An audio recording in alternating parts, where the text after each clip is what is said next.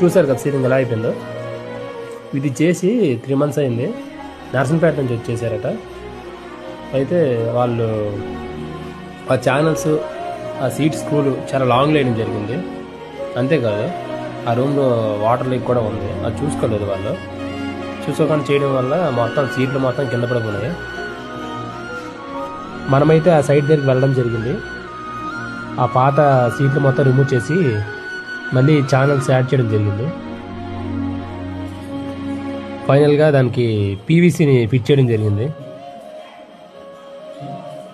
Customer అయితే చాలా హ్యాపీగా ఫీల్ అయ్యారు.